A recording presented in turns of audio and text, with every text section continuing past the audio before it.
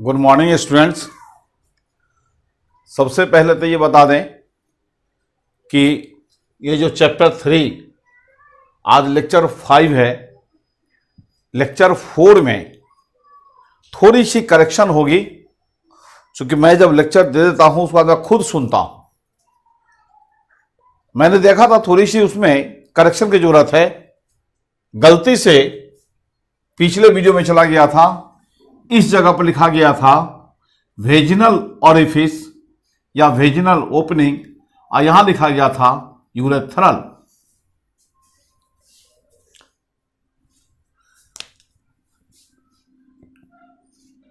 लेकिन करेक्ट ये होगा, यहां पर यूरेथ्रल होगा, यहां वेजिनल होगा।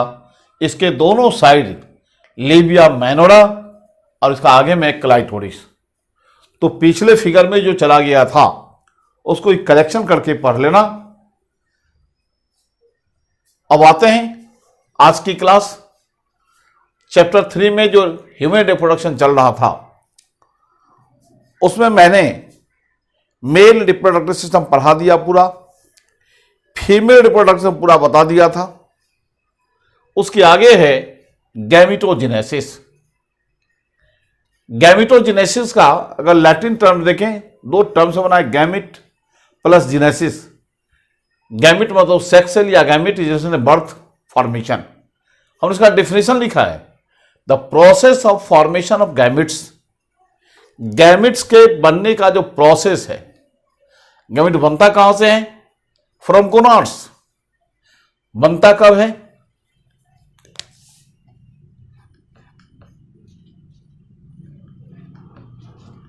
During puberty stage. जब किसी भी इंडिविजुअल में सेक्सुअल मैच्योरिटी आ जाती है, उस एज को कहते हैं प्यूबर्टी स्टेज। उस प्यूबर्टी स्टेज में गोनाड से गैमिट बनने की जो क्रिया है, जो प्रोसेस है, उसी को कहते हैं गैमिटोजेनेसिस। ये गैमिटोजेनेसिस दो प्रकार का है, क्योंकि गैमिट दो प्रकार का होता है। एक गैमिट है स्पर्म, मेल गैमिट, उसके बनने का होता है स्पर्मेटोजेनेसिस। दूसरा गैमिट है ओवम, एग, उसके बनने के लिए कहते हैं oogenesis। इस तरह से गैमिटोजेनेसिस दो प्रकार का हो गया, एक है स्पर्मेटोजेनेसिस, दूसरा है oogenesis। पहले स्पर्मेटोजेनेसिस है, पहले उसी का वर्णन करेंगे। अब स्पर्मेटोजेनेसिस क्या हुआ, लिखें the process of formation of male gametes, यानी स्पर्म। तो स्पर्म या मेल गैमेट्स का जो फॉर्मेशन का जो प्रोसेस है उसको कहते हैं स्पर्मेटोजेनेसिस। अब स्पर्म बनता कहां से है? तो देखोगे मेल रिप्रोडक्टिव सिस्टम में प्राइमरी सेक्स और लिखे थे टेस्टिस। उस टेस्टिस के अंदर बहुत सारे सेमिनिफरस ट्यूब्यूल्स हैं, और उस ट्यूब्यूल्स के चारों ओर जर्म सेल्स था। उसी सेमिनिफरस ट्यूब्यूल्स के जर्म सेल से स्पर्म का प्रोडक्शन होता है। तो ये टेस्टिस के सेमिनिफरस ट्यूब्यूल्स के जर्म सेल से जो स्पर्म का प्रोडक्शन का प्रोसेस है, उसी को कहते हैं स्पर्मेटोजेनेसिस। अब स्पर्मेटोजेनेसिस के पूरे स्टेज को देखेंगे, पूरी प्रोसेस को देखेंगे, तो उससे 4 फेज है। नाम है multiplication phase, growth phase, maturation phase और स्पर्मियोजेनेसिस। इस चारों को एक फिगर से समझाते हैं।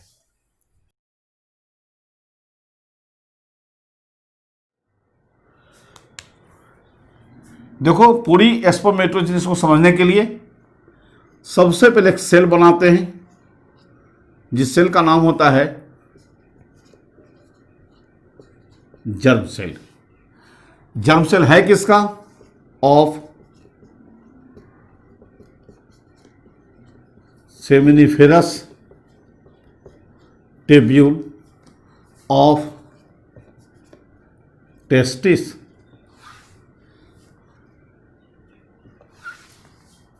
ये तो एक जर्म सेल है। सबसे पहले क्या होता है, चूंकि जर्म सेल की संख्या टेस्टिस में बहुत सारा होता है, चाहे जितना भी होता है, सबसे पहला काम वो करता है क्या?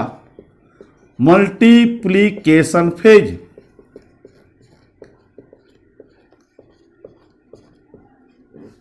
जो वास्तव में है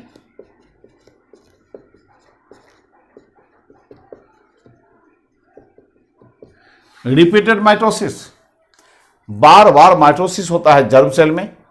हालांकि बहुत सारे जर्म सेल होता है, सब में होता है, ताकि इससे बनने वाला सेल की संख्या बढ़ जाए और इससे एक जर्म सेल से बहुत सारे सेल बनते हैं।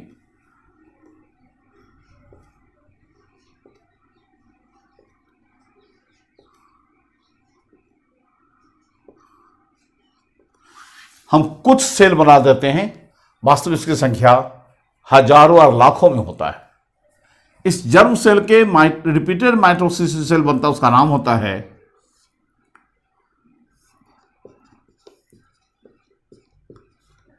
स्पर्मेटोगोनिया, या इसका नाम है एक और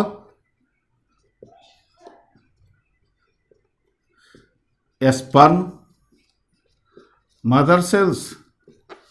नाम से पता चल जाता है स्पर्म का मदर सेल, माने इसी सेल से स्पर्म का जन्म होने वाला है। जितने स्पर्मेटोगोनिया हैं, अब दूसरा फेज शुरू होता है, इसमें नाम है ग्रोथ फेज। इसमें जो क्या होता है, ये बॉडी से भोजन ऑब्टेन करता है, प्राप्त करता है, और सभी का साइज काफी बढ़ जाता है। अब सबको लेके तो चलेंगे नहीं, हम एक सेल को केवल बता देते हैं। ऐसा ही सब हो जाता है। जब वेल डेवलप्ड हो जाता है, इस सेल का नाम होता है प्राइमरी स्पर्मेटोसाइट। और इस प्राइमरी स्पर्मेटोसाइट में थर्ड फेज शुरू होता है। थर्ड फेज का नाम है मैच्योरेशन फेज। और यह मैच्योरेशन फेज कुछ नया चीज नहीं है, वो मियोसिस है। पढ़ा होगा सेल डिवीजन में कि मियोसिस दो स्टेज में होता है, मियोसिस फर्स्ट और मियोसिस सेकेंड। ये मैच्योरेशन फेज, एक्चुअली ये लिखते हैं फर्स्ट मैच्योरेशन फेज, जो वास्तव में क्या है, मियोसिस फर्स्ट है। और यह भी याद होगा कि फर्स्ट मैच्योरेशन फेज में, यानी फर्स्ट मियोसिस में जो सेल बनता है, उसमें क्रोमोसोम की संख्या इससे आधी हो जाती है। हम बता रहे ह्यूमन का, ह्यूमन के प्रत्येक सेल डिप्लॉयड होते हैं, और जिसको लिखते हैं 2n से। जब भी यहां मियोसिस होगा तो क्रोमोसोम की जो नंबर है हाफ हाफ हो जाता है। एक्चुअली मनुष्य के एक सेल 46 होता है, 23 और 23 23, जिसको हम n से रिप्रेजेंट करते हैं। इस सेल का नाम हो जाता है, अब यहां प्राइमरी स्पर्मेटोसाइट है, इसका नाम होता है सेकेंडरी स्पर्मेटोसाइट्स। फिर से इसमें एक और मियोसिस होगा।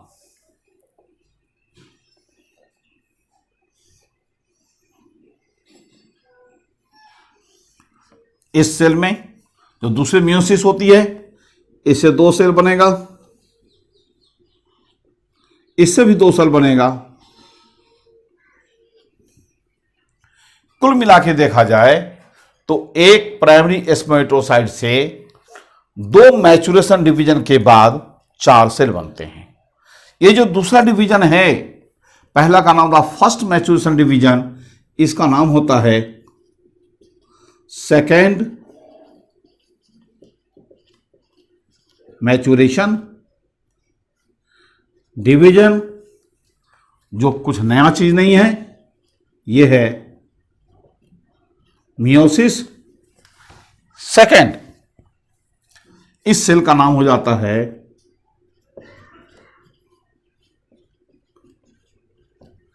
स्पर्मेटिड्स।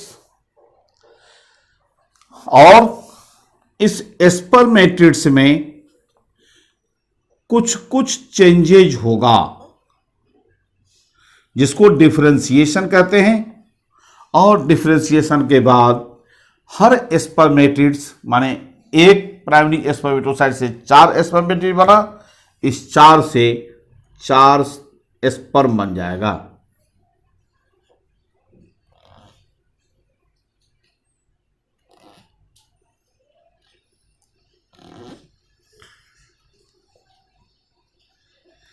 ये स्पर्मेटिड से जो स्पर्म बनता है इसी का नाम होता है स्पर्म्स या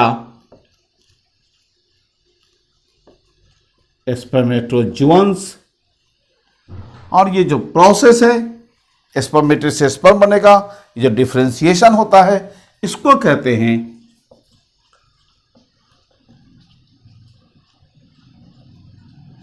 स्पर्मियोजेनेसिस, जिसको हमने लिखा है वहां डी में। वैसे कुछ किताब क्या किया है, यहां से यहां तक के पूरे प्रोसेस का एक नाम दिया है और इसका नाम दिया है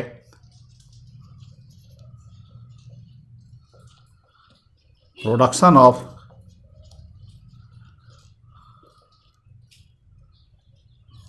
स्पर्मेटिड्स। और फिर यहां से लेकर के यहां तक बनाया है दूसरा स्टेज, जिसका नाम होता है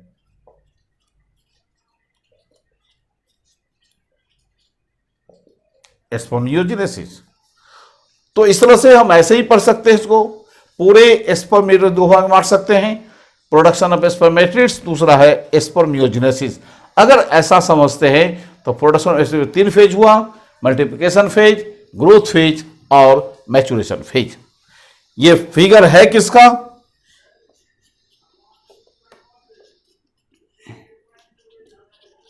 एंटायर प्रोसेस ऑफ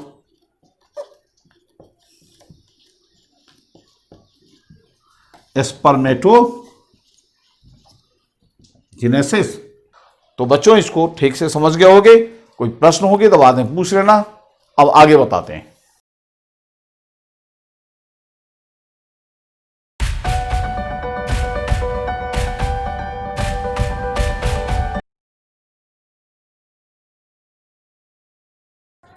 देखो ये अभी जो बताने जा रहे हैं वो है स्पर्मेटोजेनेसिस का हार्मोनल कंट्रोल। बच्चे घर में गार्जियन होते हैं जो तुमको कंट्रोल करते, तुमको नहीं पता चलता है, समय पर तुम नहीं खाते हो, समय पर नहीं पढ़ते हो, तो कोई तो घर में है मम्मी पापा या कोई गार्जियन जो इतना कम से कम कहते हैं बुआ तुम पढ़ते क्यों नहीं हो, सोते क्यों नहीं हो, खाते क्यों नहीं हो, ज़्यादा घूमते क्यों हो। तो इस तरह से हमारे फैमिली में क्या होता है, सभी लोग सिस्टम में काम करते हैं। हमारे बॉडी में भी हर ऑर्गन काम करता है अपना अपना, उसको कंट्रोल करने के लिए हमारे पास 2 सिस्टम है, एक है हार्मोन सिस्टम और दूसरा नर्वस सिस्टम। यहाँ स्पर्म का जो फॉर्मेशन करता है, प्रोडक्शन कब होना चाहिए, कितना होना चाहिए, ज़्यादा हो गया तो बंद कर देना चाहिए, कम हो गया तो बढ़ना चाहिए, इन सारे जो स्पर्म के प्रोडक्शन का जो प्रोसेस है उसको कंट्रोल कौन करता है, तो हार्मोन करता है। और हार्मोन का नाम बच्चा तुमने 11 में सुना होगा। तो इस तरह से अब हार्मोन कैसे कंट्रोल करता है, कौन कौन सा एंडोक्राइन ग्लैंड इसमें इन्वॉल्व है, इसको इस चार्ट में बताएं। तो इस चार्ट में सबसे ऊपर दिखलाई दे रहा हाइपोथैलेमस, बगल में लिखे ब्रैकेट में ब्रेन। हम ये कहना चाह रहे हैं बच्चों, हम लोग के पास ब्रेन है जो यहाँ हेड में है। ब्रेन का स्ट्रक्चर की जानकारी 11 में दिया गया होगा। हमारे ब्रेन में बहुत सारे पार्ट्स हैं, जैसे बॉडी में बहुत सारे पार्ट्स हैं, हाथ पैर आंख नाक कान, ऐसे ही ब्रेन में बहुत सारे पार्ट्स हैं। एक पार्ट्स का नाम है हाइपोथैलेमस और ये एंडोक्राइन पार्ट्स है, इससे बहुत सारे हार्मोन्स निकलते हैं। एक हार्मोन का नाम है GnRH, जिसका पूरा नाम होता है, जीएन का मतलब है गोनाडोट्रोफिन, आर का मतलब है रिलीजिंग, एच का मतलब है हार्मोन।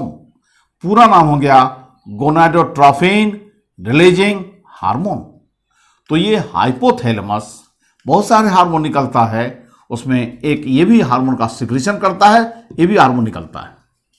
जब ये हार्मोन निकल गया हाइपोथैलेमस से तो क्या करता है, वो क्या करता है, यहां लिखा हुआ है, stimulates anterior lobe of pituitary gland. हमारे ब्रेन के नजदीक ही एक और इंडोक्राइन ग्लैंड है, नाम होता है पिट्यूटरी ग्लैंड। उसके एंटीरियर पार्ट को स्टिमुलेट करता है, उत्तेजित करता है, किस काम के लिए, टू सिक्रेट 2 हार्मोन्स। इसके कारण ये 2 हार्मोन निकालता है। वो 2 हार्मोन कौन कौन है, यहां लिखा हुआ है LH और FSH। LH का पूरा नाम है लूटिनाइजिंग हार्मोन, FSH का पूरा नाम है फॉलिकल स्टिमुलेटिंग हार्मोन। ये दोनों हार्मोन पिट्यूटरी के एंटीरियर लोब से निकलने के बाद क्या करता है, आगे उसका फंक्शन लिखा हुआ है। LH क्या करता है, सो देखो, स्टिमुलेट्स लेडिक सेल। बच्चों अब लेडिक सेल को कहो सर दोबारा बता दीजिए, तो मैं ये कहूंगा ठीक से पढ़ते नहीं हो, जाके देख लेना। मेल रिप्रोडक्टिव सिस्टम में टेस्टिस का इंटरनल स्ट्रक्चर का फिगर बनाए थे, उसमें एक जगह लिखा हुआ होगा लेडिक सेल, या उसका दूसरा नाम है इंटरस्टिशियल सेल। वही लेडिक सेल्स या इंटरस्टिशियल सेल्स को स्टिमुलेट करता है, उत्तेजित करता है, कौन काम के लिए, हार्मोन निकालने के लिए, टू सिक्रीट टेस्टोस्टेरोन। ये भी वहां लिखा हुआ होगा, टेस्टोस्टेरोन या एंड्रोजन लिखा हुआ होगा। तो ये इसका मतलब LH लेडिक सेल को स्टिमुलेट करता है, तब लेडिक सेल एक हार्मोन निकलता है, नाम है टेस्टोस्टेरोन। यह हार्मोन क्या करता है, इसका काम है development of secondary sex organ.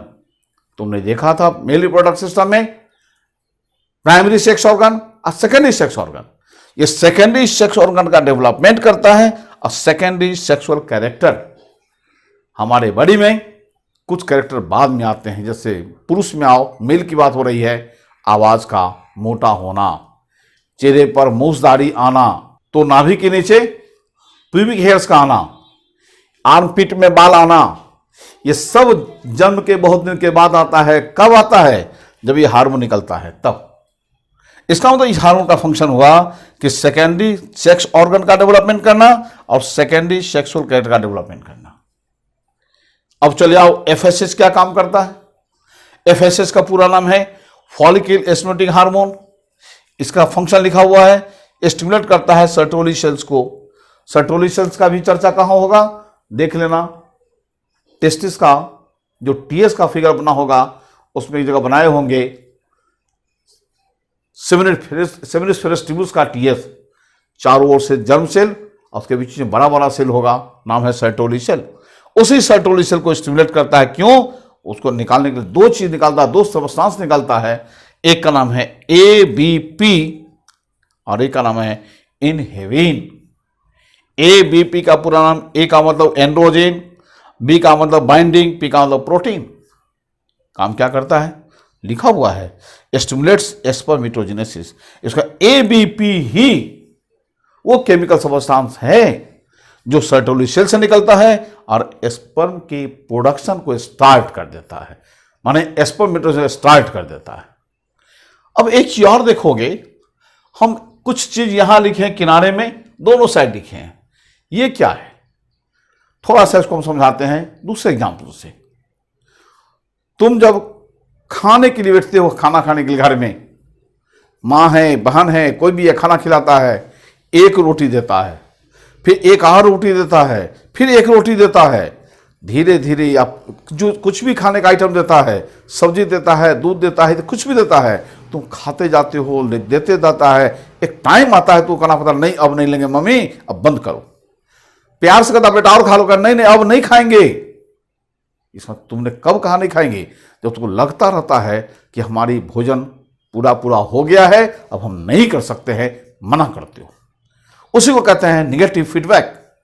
यहां देख लो, ये सारे फंक्शन हो रहे हैं, स्पर्म बन रहे हैं। जब स्पर्म का प्रोडक्शन काफी अधिक हो जाता है तो इनहिबिन क्या करता है, इसको जाके रोकता है, हाइपोथैलेमस को। क्या, GnRH का निकालना बंद कर दो, बहुत सारे स्पर्म हो गए हैं, बंद कर दो। इसका ये इनहिबिन का काम होता है सूचना देना कि अब ये GnRH नहीं निकालो, इसी को कहते हैं इनहिबिशन ऑफ GnRH। और जब GnRH नहीं निकलेगा, FSH नहीं निकलेगा, FSH निकलेगा, ये निकलेगा, ये निकलेगा, तो ये काम बंद हो जाएगा। ठीक उसी तरह यहां भी एक फंक्शन लिखे हैं टेस्टोस्टेरोन, इसका काम है सेकेंडरी सेक्स ऑर्गन का डेवलपमेंट करना और सेकेंडरी सेक्स कैरेक्टर बनाना। लेकिन जब इसकी लेवल काफी अधिक हो जाती है तो लगता रहता है कि काफी अधिक लेवल हो गया, तो जाके फिर ये रोकता है उसको, हाइपोथैलेमस को, कि हमारा लेवल काफी अधिक हो गया है, अब आगे काम बंद कर दो। ये भी जाकर क्या करता है, ये GnRH और LH का प्रोडक्शन बंद कर देता है। इस ये जो हमारे बॉडी में जो फंक्शन हो रहा है उसको रोकने का सिस्टम है, जिसको निगेटिव फीडबैक कहते हैं। जब वो एक्सेस हो जाता है तब। ओके।